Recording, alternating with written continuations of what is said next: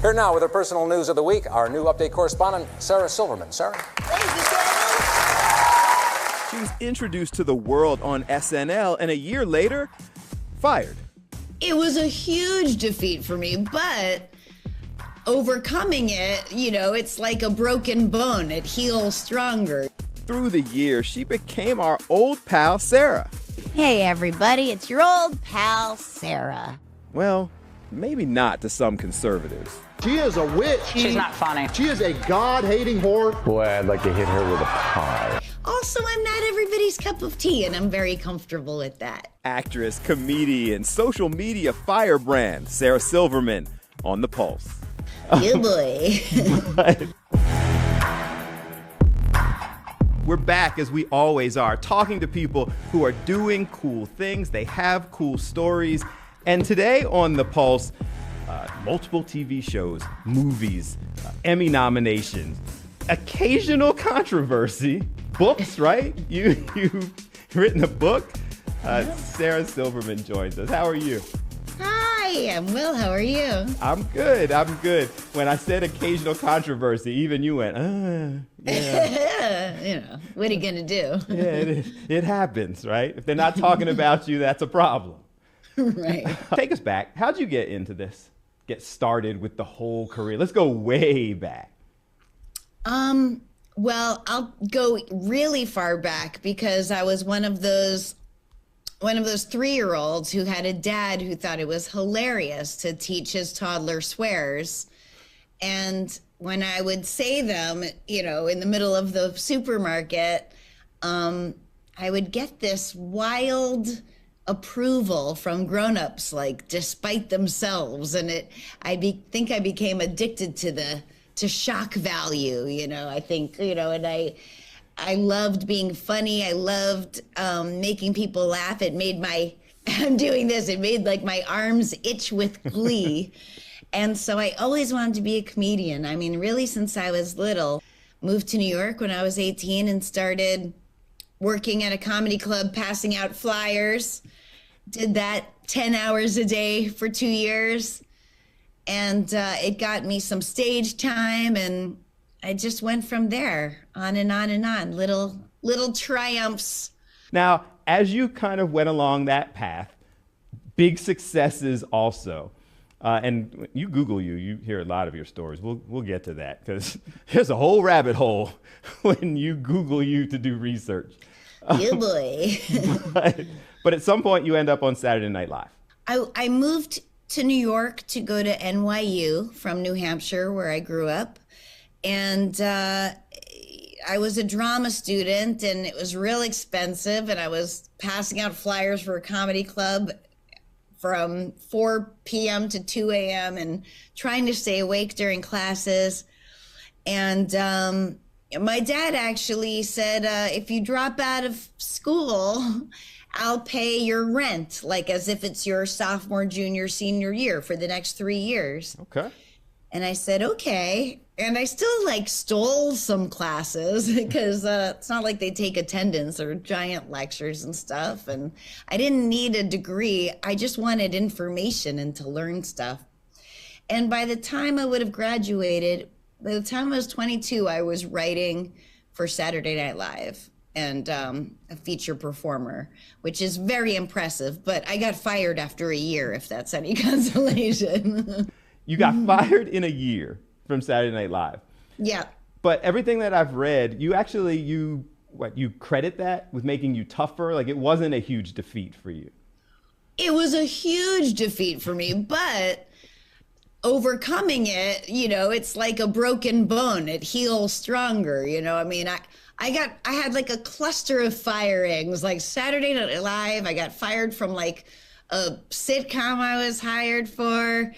And then I got like a real complex about it. Like I would like make sure I still had the job before I'd go in the morning and stuff, because I was like used to getting fired. But somehow I outgrew that and ended up keeping jobs. There's a moment when you're fired from Saturday Night Live where you're like, am I still in show business? So, I had to go back to the basics. I went back to stand-up, which is always my constant. You got tougher from Saturday Night Live. Were you always this person? Like, I've seen a lot of your stand-up going back, but you're very comfortable now taking on the tough topics. And, you know, I mean, over the years, I've seen some of the things people were like, huh, has that always been you? I think no. I've changed a lot over time. I mean, hopefully we all do. And as the world changes around me, as I grow and change, get older, or, you know, learn more about myself and others in the world, my comedy changes. I mean, I think it's crazy when it doesn't, you know, when you just like stick with one thing. And I get it though, you know, I mean, comics who maybe get famous from their first special or their first whatever, and it's very scary to move on from that persona or that vibe or that kind of comedy. And but if you don't, I feel like you become a caricature of yourself, and it's a missed opportunity. You just have to stick with what you find funny now, you know. And I still find a lot of the same stuff funny because I'm basically a 10-year-old. But my world, and you know, it's like when you change your perspective even just 1 degree, the whole world looks different, you know. So your comedy should reflect that, I think. I always think of Chris Rock because, you know, I would watch him and he would, you know, do a special and be just so genius and then just go back to zero. You know, a lot of comics that still stick with like the comedy that works and the jokes that work and repeat themselves a lot. And of course, like I hone stuff over a long time, but once you record it, it's just you gotta kiss it goodbye and be willing to bomb. And you have much more to lose. Like once you get to that level of success that you're talking about, like it's easy fumbling through stuff when you're like, I'm just trying to learn. Once you've achieved that level of success, and people are like, that's not what I expected. I just think it's important to just keep moving, trying new stuff. And so, you know, like my boyfriend is also a comic and he'll see me bomb, you know, sometimes. And he, you know, I shake it off and he's like, God, you're so good at that. You're so good at like it not ruining, you know, your week. That's a fly on the wall conversation when your boyfriend is like, yo, you were awful, but you're good at shaking it off. Like, congrats. But it's true. You have to risk bombing and doing bad and or going over the line or not going far enough or missing, not, you know, I mean, it's a lot of trial and error and you have to be able to be willing to go back and do that again, you know, but in Philly, I'll be very well honed, I promise. We are sure. We have no doubts at all. Next on The Pulse, it's crazy to think about it, but when's the last time you heard a comedian just say, I'm sorry? I find it's just so curious what you think you lose from being sorry about something. For me, it's so freeing. It really doesn't have to be so scary. Let me introduce myself in the most Daily Showy way possible, using a right-wing talking head pundit montage. Roll it!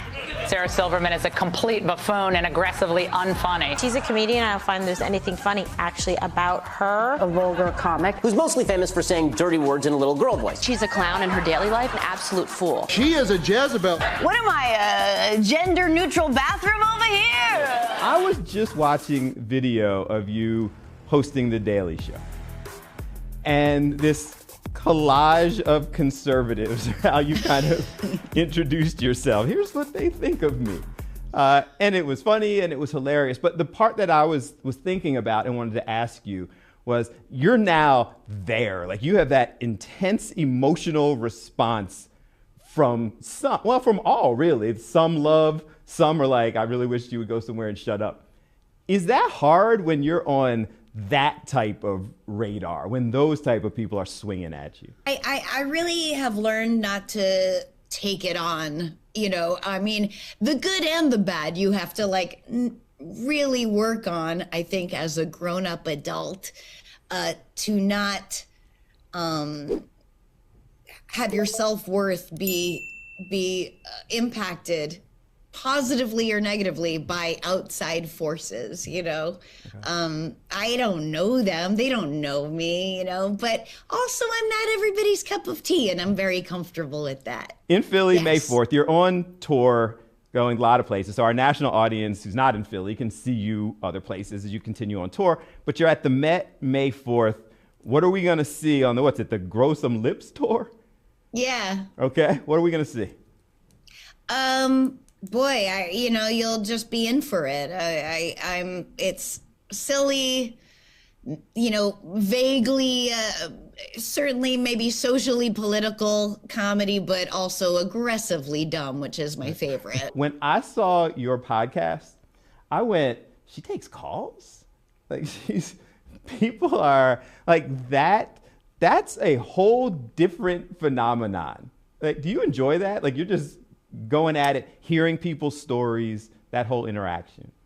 I love it. I love it. You know, I knew I didn't want celebrity guests. You know, I didn't want to have a podcast like that, only because the thought of asking people to do my podcast is my biggest fear. You know, like that's why I never did a podcast. But I really wanted to do something where people could call in, and I can't believe, I mean, this is how, I don't know, xenophobic I secretly am maybe or something, but like, I didn't even realize it would be international. Like, the diversity of calls is so exciting to me, you know, people calling from Lebanon, you know, or Australia, England, Israel, you know, Iran. I mean, I tell them, listen, I'm talking out of my butt here, but I think, you know, but I'm very interested in that stuff. And just, you know, my hero is Mr. Rogers, and, you know, and he, you know, believed that people are supposed to help each other, you know, especially older people helping younger people at different stages of life. And I like that stuff. One of the things that I saw on the podcast that I guess kind of resonated with me was people who were like, I remember when you said 15 years ago, or I care about your opinion on so-and-so. Like, from my perspective, I feel like that's the stuff that would have more of an impact on me. Like, that's people who are taking the time to express that they care and they heard you. I'm just a schmo on the, you know, on the internet or wherever you see me, or, you know, I'm just a person, but I feel like I can model what it can look like to be accountable for stuff, or to, I mean, that's not why I did it. I did it just earnestly, but like, you know, or be sorry for things. I don't believe in apologizing if you're not sorry, but I believe in apologizing if you're sorry. And I see such a very deep fear around being sorry in adults, grown-ups, you know, and people I know, people I love, figures in the world. And I find it's just so curious what you think you lose from being sorry about something, or taking accountability about something. For me, it's so freeing. You know, it just is. I forgive myself, and you can forgive me or not, or, you know what I mean? It really doesn't have to be so scary. I have a list of notes and things that I took and researched, and this is my little paper. And so one of the things that I have written on these notes things that I want to remember to talk to you about. And I said, she's been involved in controversy, and I have, and apologizes. That's unusual for a lot of people. Like, I have that written down on the notes because I saw you kind of going back, and it goes back years, and, you know, Britney Spears comedy and things like that you stepped back and apologized for. I don't know why that's unusual, but it is. It's funny because, you know, I have comedian friends who are like, I'm so mad you apologized for that. And I'm like, you can still enjoy the comedy that it was if you want to, you know, but I feel sorry about it. I don't want to hurt people's feelings. I mean, listen, I still go hard at things. I'm finding the line and sometimes go over it. But I know that I can apologize, you know. It's not, I'm not taking it in vain. I'm not being casual about it, only in that I'm not afraid to do it if something comes up and I'm sorry. It's so odd to me, you know, that you wrote that's unusual. It's so unusual to me. It's so odd to me that that's unusual. Like, we could live in a society where we can be fairly loose with that, you know, not if you don't mean it. Right. That's why I don't understand when people are made to apologize for things. Like, what is the point of that? Right. I said what I said. You know, if you don't believe I have to apologize. Sorry. You know, Right. it's like no one should be made to apologize because a forced apology means nothing. Right. You know, the very carefully worded, you know, if you were that offended, your publicist wrote, I'm sorry. Yeah, I'm sorry if you took it that, you know, that's not an apology. Right. It really says in the prompter, like, read this. Right, you exactly. go ahead and go through it. And I absolutely agree with you. And I wrote it's unusual because I feel like it is, but I don't think that it should be. Like, simple. It's not easy stuff. That's exactly right. It's not easy. It's really hard for people. But the answer always, it may not be easy, but it's always simple. Now you have... Come to my comedy show. What is happening? Coming up, she was on a commercial joking about selling feet pics. And I don't want to go back to selling pictures of my feet. And now on Google... Yeah, it's always interesting, like when you write it and you see what fills in. Yeah. You know, like, yeah. But the feet thing is real. This is going to be a tough race for Nikki Haley. Right now, she's polling at just 1%, and that's pretty bad. I mean, you know, even Mike Pence is at 2%. Mike Pence's noose rope is at 5%, which is VP material. You have, over the last 8 years, gotten deeper into politics, political statements, comedy and otherwise. I think we're supposed to take care of each other. You know what I mean? Yeah. And I have a bag of skills and I can use them to help sometimes, or from other people's perspective, hurt. You know, I don't know. It depends, you know, but, you know, and sometimes it's offensive to people. And sometimes, you know, I made a video like, sell the Vatican, feed the world, you know, and some people loved it, some people hated it. Right. I like that, you know, but it's funny, those same people that hated it, now we have this new Pope, not so new now, but, you know, the people that say like the Pope, what the Pope says goes, and now we have this kind of liberal Pope where they're like, well, not this Pope. I said when I started, Googling you and doing research for you can send you down all kinds of rabbit holes. So it goes all the way back to you being in Maxim magazines and people talking about how hot you are in Maxim. And then following that thread leads to Sarah Silverman feet. And then a commercial that, you know, did. Find out at bignaturaltoes.net. Holy crap, you actually typed in bignaturaltoes.net? Yeah, it's always interesting, like when you write it and you see what fills in, you know, like, yeah. But the feet thing is real. Like a lot of women in show business, if you type their name, like the word feet comes up. That's how many foot people there are. Coming up next, a Use Your Voice for Good first on The Pulse. You were the first person who needed more time to talk about all the ways to use their voice for good. I think that is a great thing. The whole concept of The Pulse and talking to people, and the reason I love the long form discussion is that the theme is use your voice for good. Platform is yours. Well, I would say if you are for a woman's right to choose, or a person with a uterus's right to choose, check out Abortion Action Front, run by Liz Winstead, because wherever you are in the country, there are ways that you can get involved, and she'll help you. She'll direct you to somewhere where you can see how you can get involved locally. I love Second Nurture, which is a foundation that helps with fostering and adoption and finding forever homes for people. And also, there are vulnerable people who get their kids taken away because they don't have a refrigerator. Well, this group will get you a refrigerator.